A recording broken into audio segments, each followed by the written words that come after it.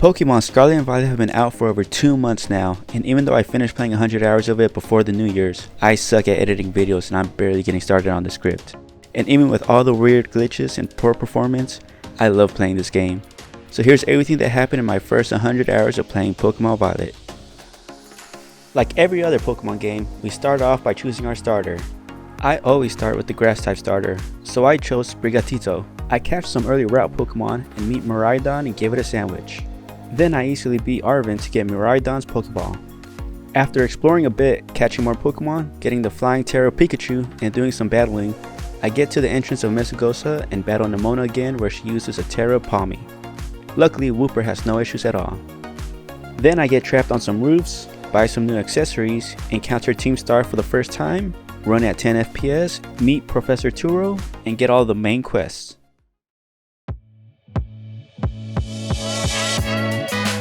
On my way to the first gym, I encountered this trainer who just demolished my team. So I trained up a few Pokemon I thought would have a better chance at beating him, and still lost. So I accepted my defeat and went to challenge the first gym leader. After somehow losing my Fletchling to her Nimble, my Flamigo was able to make quick work of her Nimble into Tarantula. Next came her terrestrialized Teddiursa. I used Detect to scout out its attack, but once I saw it was just Fury Swipes, I went ahead and Wing Attack to win. Next we took on the Cloth Titan, and after a few Force Palms and Water Guns, we took it down easily. And with the Herba Mystica, Arven made a sandwich that gave Miraidon the dash ability. Next we go on to challenge the Grass Gym Leader.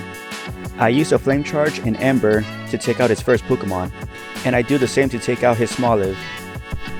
Next I wanted to see how much an Ember does to his Tera Sudowoodo, but I got taken out by a Rock Throw.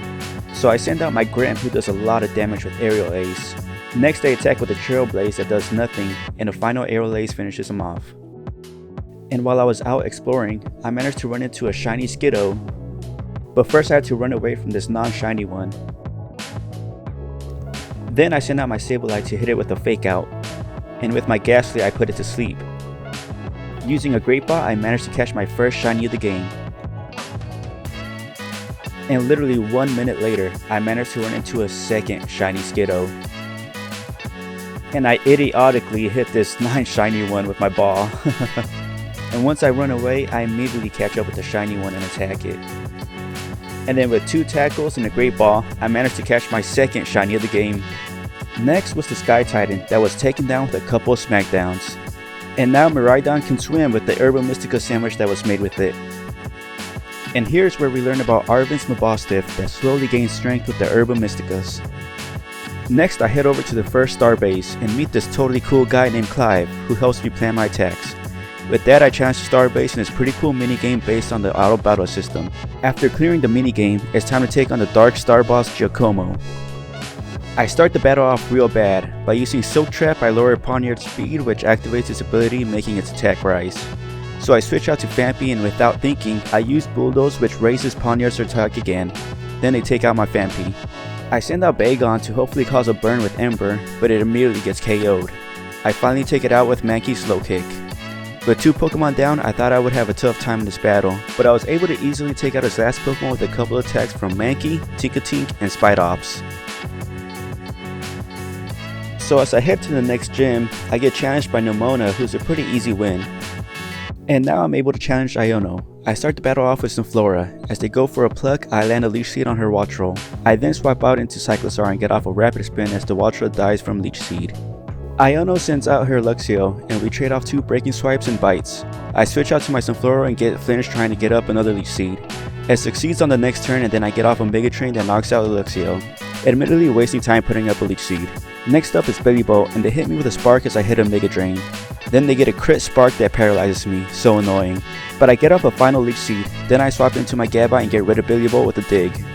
Lastly is her Terramus Magius that confuses Gabite. I must have also gotten confused because I tried to go for a Dig. I mean, my god, what was I thinking? I let my Gabite faint to get in a free switch to Skiddo and get another Leech Seed off. Then I take some big damage and end up hurting myself with Confusion. After switching in Sunflora to faint and get a free switch to Tauros, I get off a double kick as they confuse us again. Then I switch in Clawstar so I don't risk hurting myself in Confusion. I then hit a Poison Tail to finish up the battle and get the badge. Then after the battle, I am introduced to Gita for the first time. Next it's time to fight the second team star boss Mela. I lead off with Gyarados as they lead off with Turkle. With Turkle activating his Drought ability, I decide to switch out to Slowpoke to get off a yawn instead of a weakened attack. Once Turkle falls asleep, I switch out to Donphan and hit a couple bulldozers in a rapid sprint to take it out. With their last Pokemon, they go for a Screech as I go for a Defense Curl. Then we trade a few Screeches for a few Bulldozers as their speed boosts are nullified by my Bulldozer speed drops. Since Donphan's defense is getting low at this point, I switch out to Cloth and again trade Screeches and Full Torques for a few Rock Tombs to get the win. Taking on the Steel Titan Earthworm was super easy as 2 low kicks knocked it out, and the Herba Mystica gave Miraidon the high jump ability and my Boss Def more strength. It was now time to take on Atticus. We start off with Earthworm vs Guntank. He goes for a Sucker Punch as I hit a Bulldoze. They go for a second Sucker Punch and flinches me. I know he's just gonna go for another Sucker Punch, so I take this opportunity to switch out to Slowpoke to get a free yawn. I switch back out to Earthworm as it falls asleep and knock it out with ease. Next they sent out a Ribombroom that lands a strong hit, but my Bulldoze lowers its speed enough that I can outspeed the next turn and knock it out. Next is Muck. I land a Bulldoze as they go for a Sludge Wave. Then I hit it with the Iron Head and manage to flinch it. Another Iron Head hits as they go for a Mud Slap that just heals me with my Earth Eater ability. A final Iron Head finishes Muck off. For his final Pokemon, we trade a few Flame Charges and Bulldozers. Then I switch out to Clawsire to get rid of Poison Spikes it dropped. After a few spinouts and stopping tantrums, I send out Flitto as a sacrifice. Primeape is then able to finish it off with a Thrash. On my way to the water gym, I run into my third shiny of the game. I'm able to catch it and I'm so happy because the Alolan Muk is my second favorite Pokemon, and it's cool to have a shiny Grimer even though it isn't a Alolan. Before I get to challenge Kofu, I'm introduced to Rika and Hassel who end up being members of the Elite Four. There's actually not a lot to talk about the gym battle, as Magnusson obliterates Kofu's team and I get the gym badge. Next it's time to take on the best character in the game, Larry. Primeape destroys his Komala and nearly takes out the Dunsparce, but it just barely survives. Then it hits me with the Glare and a Hyper Drill for massive damage before I finally take it out. Next is the Raptor, so I switch out onto Grimer who I thought would be able to take a few hits but gets massacred, followed by Haunter. I send out Flamigo and I also take a lot of damage as I manage to deal some back with Double Kick. After Flamigo faints, I sent out Dolphin and trade Facades and Stomping Tantrums and beat Larry. After the battle, Primeape evolves and then I'm immediately challenged by Nemona. Annihilip quickly takes out Lycanroc and Goomy, then she sends out Palmo. I get a lot of damage with Low Sweep but get paralyzed from Spark. Then I get paralyzed to near death for the next few turns. I sent out Donphan on the Spark to get a free switch and kill it with Stomping Tantrum. Next is her Ace, so I switch in Flamigo to take a hit and then detect. I noticed she used Aqua Jet, so trying to predict it again, I switch out to Go-Go, but they decide to use Aqua Step instead, causing more damage than I was expecting. I could have beaten Nemona with Go-Go had I not misplayed there, but the rest of my team gets knocked out as a result and I lose the battle. It was at this point of the game that I stopped looking at the recommended order for the gyms, and decided to go to the Ice Gym Leader next, not knowing that they're supposed to be the final gym leader. So I battle Grisha and immediately find out how bad of an idea that was.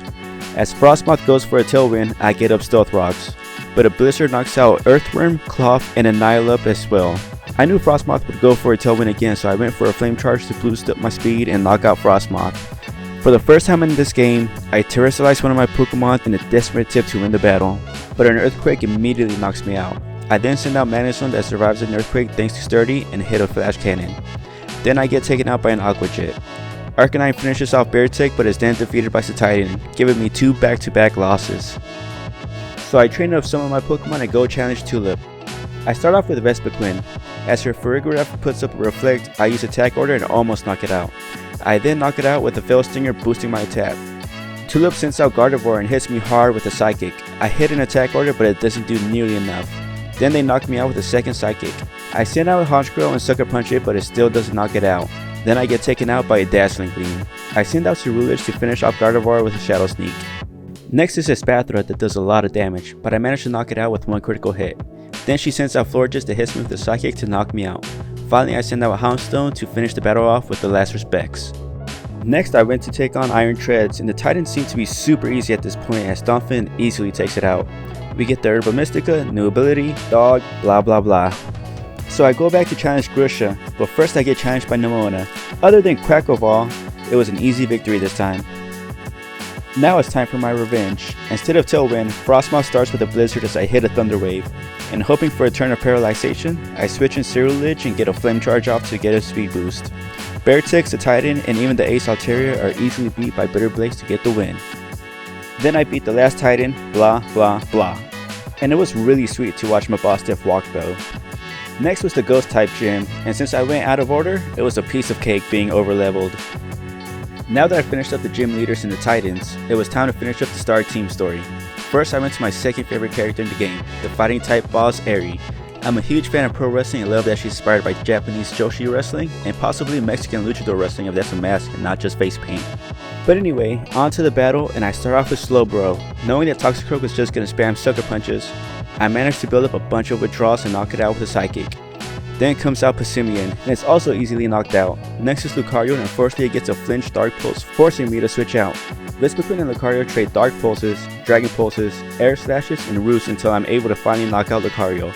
As Annihilate comes out, I go for a Roost to scout out its move, and as an Ice Punch comes out, I decide to stay in for one more turn and land an Air Slash, then switch out to Gyarados and land a strong Crunch. A Rage Face does a ton of damage as a Waterfall takes it out. Onto her final Pokemon, I switch in Donphan, but an Earthquake doesn't do a lot, so I switch back out to Gyarados to get Intimidate off as it goes for a Shift Gear. Then I go to Espathra and get off a strong Lumina Crash with a special defense drop. Finally a Psychic finishes it off. Finally it's time to fight Ortega. I start off with a Shed Tail as they go for an unsuccessful charm. Then Magnezone kills it with a Thunderbolt. Darkspun and Wigglytuff go down with a Flash Cannon each. Magnezone does a ton of damage with a few Flash Cannons but gets confused. Since I have such a strong lead, I switch out instead of waiting for the confusion to go away and finish it off with an Iron Head from Earthworm. It's finally time to finish up all the final battles of all the main quests. First is Professor Clavel, who tests my strength. I start off with a Dragon Dance but get hit hard by a foul play, but a Crunch finishes off Oranguru. Unfortunately, Abomasnow quickly Ice Shards and kills Salamence. Ceruledge gets an easy revenge kill as well. As Gyarados comes out, I switch in my own Gyarados and get Intimidate off. Unfortunately, Crunch doesn't do a ton of damage, and their Stone Edge takes me to half HP. I miss an Ice Fang and nearly die to a second Stone Edge. I switch in Magnezone as a Stone Edge misses. Unfortunately, an Earthquake nearly kills, but I finally take down this Gyarados with a Thunderbolt. Poltergeist gets a revenge kill, and then Ceruledge also gets a revenge kill, followed by a quick kill to Amoonguss. Next comes out Skeledirge, and a Shadow Claw does minimal damage as a Shadow Ball nearly finishes off Emmy. I get off another Shadow Claw as Ceruledge gets taken out. Donphan comes out and only survives the Torch Song because of his sturdy ability and finishes the battle with an Earthquake. That was surprisingly tough. And now I challenge Penny, who battles using only evolutions. I get off a Thunder Wave and then switch out to Espathra, hoping Dazzling Game would do more damage than it did, and just end up fainting.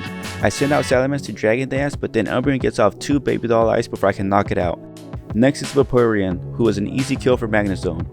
Next was Flareon, so I switch out to Gyarados, who gets burned in the process. Flareon also gets a Baby Doll Ice off before I can hit a Waterfall which can't kill due to all the attack drops, but another one does it. Next was Jolteon, so I switch back to Magnezone, who easily takes it out along with Leafeon and Sylveon for the win. After the battle, Penny makes amends with the rest of Team Star and we finish the first of the 3 main quests. Next is the battle with Arven. I start off with my trusty lead Magnezone and hit Greedent with a Thunderbolt. He lands a hard Earthquake, but another Thunderbolt takes him out. Next comes Garganacl, and I get off a strong Flash Cannon before getting taken out. Salamence finishes it off. Out comes Cloyster, so I switch out to Espathra, who hits a hard Lumina Crash but ends up fainting again. I send out Gyarados and finish off Cloyster, Toadschool, and Skullvillain pretty easily. Out came a Bostiff and I Dragon Dance as it hits a strong Crunch. I go for a Waterfall and get a lucky flinch, so I hit another Waterfall and get taken out by a final Crunch. Finally, Donphan finishes the battle and we complete the second major quest.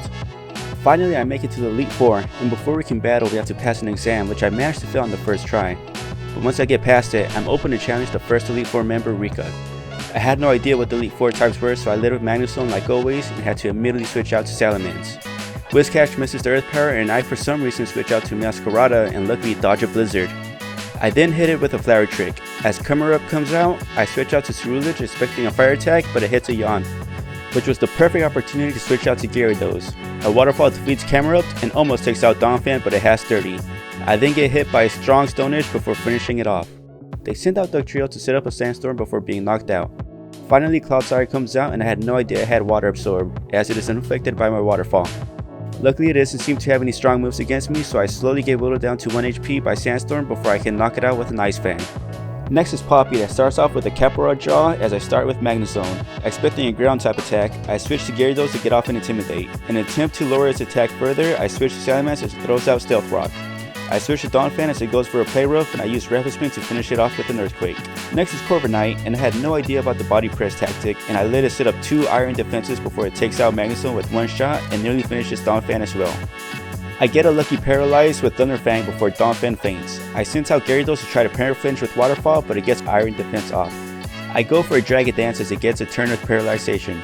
I get another Dragon Dance off as it hits a Body Press. Then I go for a Crunch hoping to get a defense drop with no luck and get hit again. I finally get so desperate that I Terrestrialize and finish it off with a Waterfall. Out comes Magnezone, and not wanting to waste the Dragon Dances and Terrestrialization, I go for a Waterfall and get a lucky flinch. Then a Crunch finishes off Magnezone and Bronzong. Out comes Tinkaton, but a Waterfall one-shots it. That was probably the stickiest situation I got into this game. Next came Larry because they got this guy working 2 jobs. Unbelievable. Anyway, I noticed the pattern and knew he was flying type, so I started with Magnezone again. I beat Tropius with 2 Thunderbolts and switch out to Ceruledge as Staraptor goes for a close combat. I then make a lot of switches to lower its attack with Intimidate and make it use up its close combat PP. Once close combat is used up, I let Magnezone stay in and defeat it with a Thunderbolt. Next is Altaria, so I switch to Salamence and OHKO it. Out comes Oricorio, and since I never used it before, I had no idea that its ability let it copy my Dragon Dance, and then it hits me with an Icy Wind. I switch out to Ceruledge and use Bitter Blade on Oricorio and Flamigo to win the battle. Finally, it's time to face Hassel, who chunks Magnezone with a Super Fang. I almost OHKO Noivern with a Thunderbolt and finish it off with a Tri-Attack. I stay in as Dragalge comes out and hit it with a Thunder Wave and a Tri-Attack before it takes me out.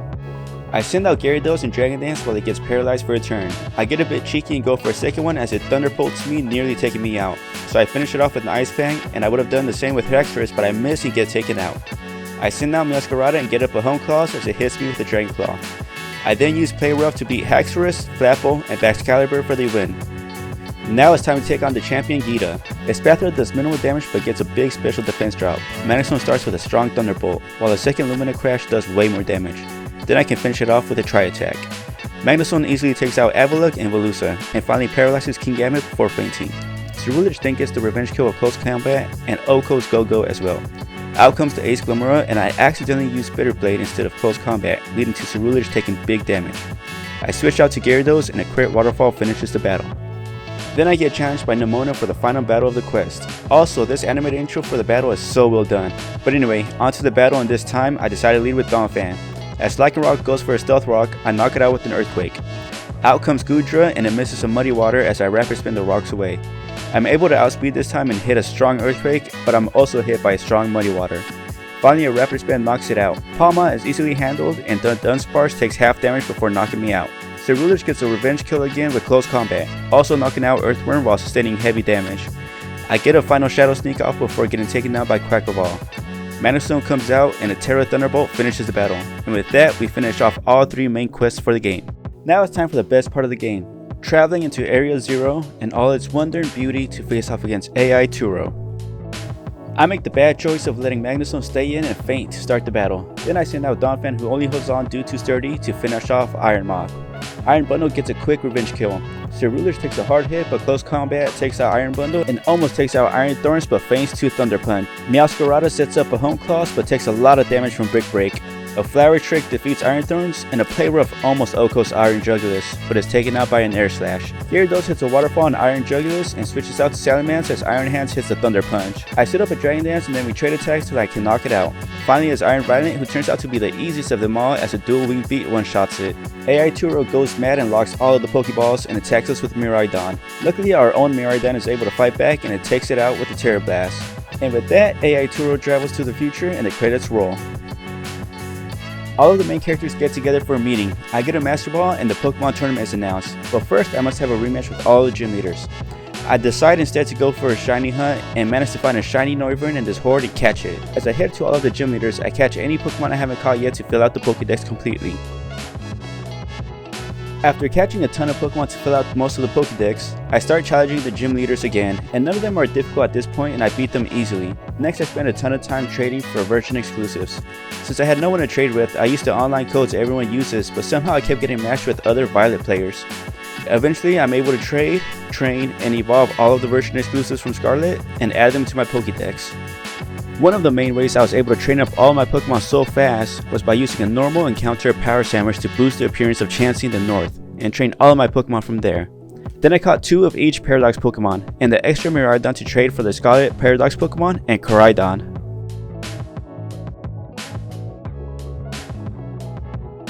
All that was left were a few Pokemon to hatch, special Pokemon like Spiritomb, Goldengo, and the 4 Treasures of Ruin.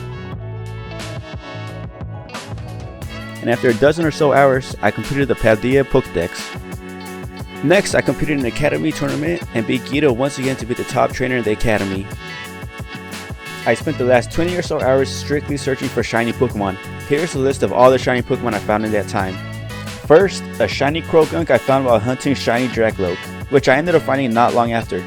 Then I found a shiny Flittle followed by a random shiny Yungoos. Then I used the Masuda method to get the shiny Phanpy and like 6 eggs. Then I hunted this fortress that exploded on me. Luckily the method I used allowed me to find another one in like 10 minutes of hunting. While looking for a shiny Railer, I ran into a shiny Laresta and another shiny Phanpy. I also used the Masuda method for a shiny Railer and got bored. So I went after a shiny Mero and found it after about 2 hours. With the shiny Mero caught, I went back to searching for Railer and found one in the desert. I was then looking for a shiny Dratini that I wasn't able to find, but I managed to run into another shiny Dracloak. Finally, as the first 100 hours was coming to an end, I hunted and caught a shiny Fracture. And that's how I spent the first 100 hours in Pokemon Violet.